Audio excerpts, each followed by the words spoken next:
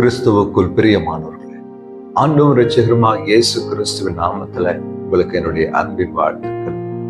நம் தேவனுடைய பெரிதான கிருபை இந்த வார்த்தையை கேட்கிற உங்கள் ஒவ்வொருவரையும் நிரப்பி நடத்துவதாக.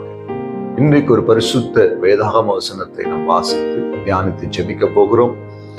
அது ரோமர் 4ஆம் அதிகாரம் 18ஆம் வசனம். வாசிக்கிறேன். உன் சந்ததி இவ்வளவா இருக்கும் என்று சொல்லப்பட்டபடியே தான் அநேக ஜாதிகளுக்கு தகப்பனாவதை நம்புவதற்கு ஏதுவில்லாதிருந்தும் அதை நம்பிக்கையோடு விசுவாசித்தான். ஆபிரகாமை குறித்து இப்படியா எழுதப்பட்டிருக்கிறது. நம்புகிறதற்கு எதுவும் இல்லை, ஆனால் அதை நம்பிக்கையோடு விசுவாசித்தான். முடியாது, ஆனால் தேவனாலே கூடும். இந்த வார்த்தையினுடைய அர்த்தம் என்ன? சூழ்நிலைகள் எல்லாமே நம்முடைய நம்பிக்கைக்கு எதிராக இருக்கிறது. ஆபிரகாமுக்கு கர்த்தர் வாக்குத்தத்தம் பண்ணினார். வானத்து நட்சத்திரங்களைப் போல உன்னை பெருக பண்ணுவேன், கடற்கரை மணலைப் போல உன் சந்ததி பெருகும் என்று வாக்குத்தத்தம். ஆனால் கொடுக்கப்பட்ட அந்த வாக்குத்தத்தம் நிறைவேறுவதற்கான எந்த சாத்தியக்கூறுகளும் அடையாளங்களும் ஆபிரகாம் வாழ்க்கையில காணப்படவில்லை. நாட்கள் மட்டும் நகர்ந்து கொண்டிருக்கிறதை தவிர கர்த்தர் கொடுத்த வார்த்தை நடப்பதற்கான எந்த சாத்தியக்கூறுகளும் காணப்படவில்லை. ஆபிரகாமுடைய உள்ளம் எப்படி இருக்கும் என்று யோசித்து பாரு. தேவ பிள்ளைகள், நம்முடைய வாழ்க்கையில கூட அநேக வாக்குத்தத்தத்தை கர்த்தர் கொடுக்கிறோம். நம்ம விசுவாசித்து சில நாட்கள் ஜெபிக்கிறோம், சில மாதங்கள் ஜெபிக்கிறோம். ஆனால் சில மாதங்கள் கழித்து ஒரு சோர்வு உள்ளத்துல வருகிறது. நாம் இனியும் ஜெபித்தாலும் ஆண்டவர் செய்வாரா? அந்த வார்த்தைகளை நிறைவேற்றுவாரா? நாம் ஜெபித்து கொண்டிருக்கிறோம், ஆனால் கொடுக்கப்பட்ட அந்த வார்த்தைகள் நிறைவேறுவதற்கான எந்த அடையாளத்தையும் காணவில்லையே. ஒரு சின்ன காரியம் கூட அதற்கான சாத்தியக்கூறுகள் இல்லை என்று சொல்லி சோர்ந்து போய் ஜெபத்தை நிறுத்தி விடுகிறதை பார்க்கிறோம். விசுவாசத்தை விட்டு விலகி போகிறவர்களை பார்க்கிறோம்.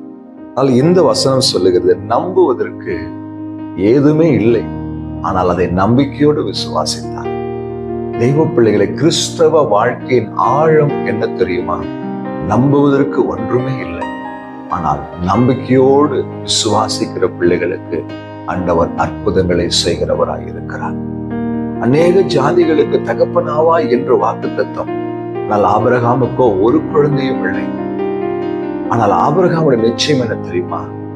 இன்றைக்கு என் வாழ்க்கையில காணப்படுகிற சூழ்நிலைகளை நான் பார்க்கவில்லை. எனக்கு வாக்குத்தத்தத்தை கொடுத்த என் தேவன் பெரியவராயிருக்கிறார். அவர் ஒருபோதும் வாக்கு மாற மாட்டார். சொன்னதை நிறைவேற்றுவார் என்று சொல்லி நம்புவதற்கான எந்த சூழ்நிலையும் இல்லை. எனக்கு 100 வயதானதையோ, சாராளுக்கு எல்லா பெண்களுக்கான வழிபாடுகள் நின்று போனதையோ அவன் பொருட்படுத்தவில்லை.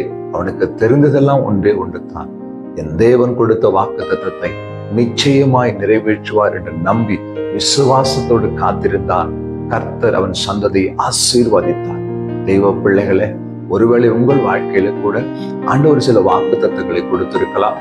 ஆனால் இதுவரைக்கும் அதற்கான எந்த அடையாளமும் தெரியவில்லையே என்று நீங்கள் அங்கலாய்த்து கொண்டிருக்கலாம். நாட்கள் போய்கொண்டே இருக்கிறது, மாதங்கள் போய்கொண்டே இருக்கிறது.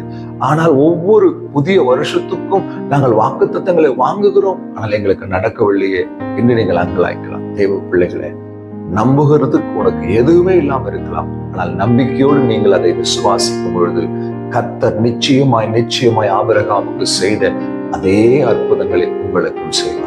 விசுவாசிக்கிறீர்களா? நம்புகிறதுக்கு எதுவுமே இல்லை என்கிற அந்த எண்ணத்தை விடுத்து நம்பிக்கையோடு அவரை நோக்கி பாருங்கள். நம்பிக்கையின் தேவன். சங்கீதக்காரன் சொல்லுகிறார், நான் நம்புகிறது அவராலே வரும். அவர் நிச்சயமாய் உங்களுக்கு அற்புதம் செய்வார்.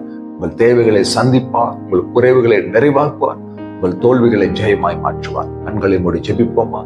அன்பின் பரலோக தகப்பனே, இந்த வார்த்தைக்காக ஸ்தோத்திரம். நம்புவதற்கு ஏதுமே இல்லாத நம்பிக்கையோடு விசுவாசத்துடைய கரத்தில் அற்புதங்களை பெற்றுக்கொண்ட ஆபிரகாம் மேல் வைக்கப்பட்ட அந்த விசுவாசத்தை இந்த வார்த்தை கேட்கிற ஒவ்வொரு பிள்ளைகளுடைய இருதயத்திலும் கர்த்தர் உண்டாக்கும்படி ஜெபிக்கிறேன். அற்புதம் நடக்கட்டும், செய்து முடிப்பீராம். இயேசு கிறிஸ்துவின் நாமத்தில் பிதாவே, ஆமென். அல்லேலூயா. God bless you.